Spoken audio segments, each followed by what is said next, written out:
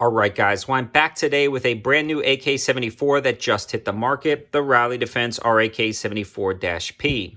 This is a US-produced AK with US components, and I'm really glad to see this hit the market. If you follow the channel, you'll know I've reviewed a lot of Rally Defense products in the past, and I've always been very pleased with the performance, quality, and reliability of both their AK-47 rifles and their AK-47 pistols. This is a real treat to see a US-produced AK-74 chambered in 545x39 because I absolutely love this cartridge and platform.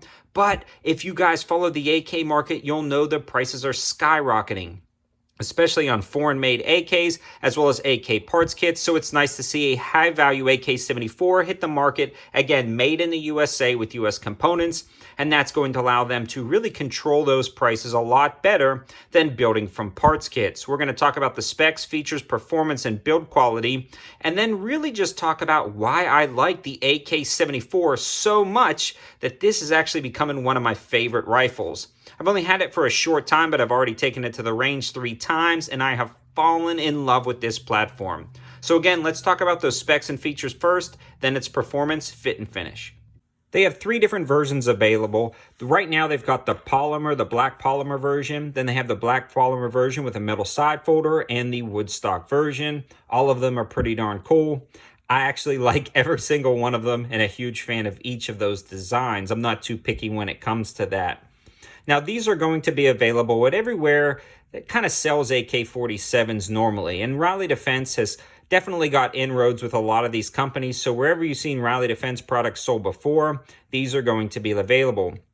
I actually purchased this one at cost from Rally Defense, so I grabbed this one. They generally, again, don't sell to the public. You will have to go through one of those distributors like I talked about earlier.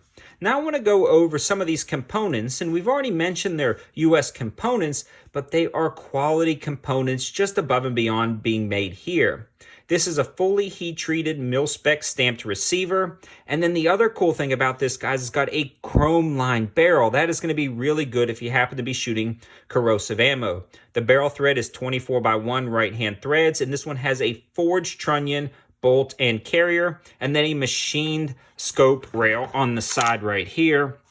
Again, just quality components where it matters. I do want to talk about the riveting and the fit and finish right here because that kind of goes with the quality components is how did they assemble this? To me, all of the rivets look very good. I'm going to try to show you guys up close so you can get a good feel for it. The trigger guard rivets are done very nicely. They're not pressed out and squished. There's no gaps underneath them. And again, everything about this just screams quality, and I'm really glad they nailed the build quality on this. I am no AK expert, but I have had AKs in the past from other companies that shall remain nameless, where I can just blatantly tell the rivets were done incorrectly, or something was just not quite right about the rifle, or it didn't line up true. And that's the other thing I want to talk about. When you're purchasing an AK-47, definitely pick it up and look down the barrel, look down the sight line, and make sure nothing is canted. Everything seems really true and straight on this rifle. And in fact, at shooting at 25 yards, I was only shooting about an inch to the right. So I'm going to drift that sight and remedy that. But I'm probably going to be putting optics on it, so that iron sight is darn near good. And that's also an indication that this rifle was straight and true from the factory, again, lending to the build quality. They also have heat shields in the handguards, and it definitely comes into play when you're rattling off shots left and right. And the other cool thing is right now you can actually find 545x39 ammo at a lot of different places. This is where I want to bring AIM Surplus. AIM Surplus actually sold me a lot of this ammunition at cost, and I greatly appreciate it. Without their support, it'd be really difficult to continue to produce this. We'll talk about the ammo I used in a second when it comes to the reliability, but I do want to show you every aspect of this rifle so you know what you're getting into. Again, the fit and finish is nice. The dust cover locks up solid. The safety lever is actually very impressive. It's got the extended safety lever right here with the bolt hold open notch. It's very smooth, easy to operate, and incredibly usable. On the dust cover, it does have the bump right there to prevent you from overextending it. And then it's got a catch on the bottom so you can just slam it down, as you can see in the intro of this video. Again, the rear sight is pretty standard. The fit and finish is nice. And then you have that front sight post gas block, and the brake itself. And this brake is incredibly nice as well. Seems a little bit nicer than a lot of those kind of budget brakes I've picked up online. This one does come with the bayonet lug and cleaning rod, and overall you can just see the quality that went into building an AK like this. Now let's talk about that reliability and performance down at the range.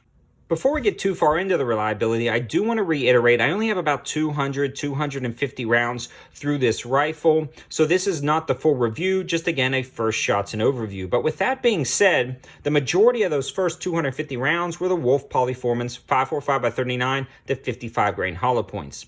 When I picked this up from the shop, someone I consider an AK-47 expert or AK-74 or 47 expert said that if it runs the 55 grain hollow points, that thing will eat anything because that hollow point kind of truncated design is a little bit challenging for a lot of 74s. And I can confidently say, guys, this eats it up and spits it out, no problem whatsoever. I also ran the 545x39, the 60 grain full metal jacket, and you can see the difference in these two rounds, the 55 grain hollow point versus the 60 grain. This is a pretty dramatic difference, but this rifle shot both of those perfectly, and that's pretty impressive.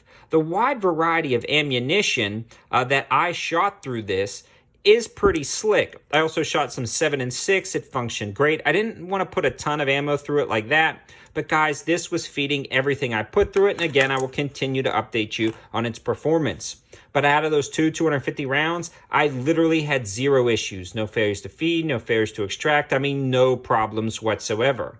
Now, when we talk about accuracy, we already mentioned that it was only about an inch off at 25 yards. No big deal at all. But it was a tack driver. That being an inch off was a tight group at 25 yards. And again, I'm not really shooting this for precise accuracy, but this thing was a tack driver with the 60 grain full metal jacket. The groups opened up ever so slightly with the 55 grain hollow points. Just something to consider.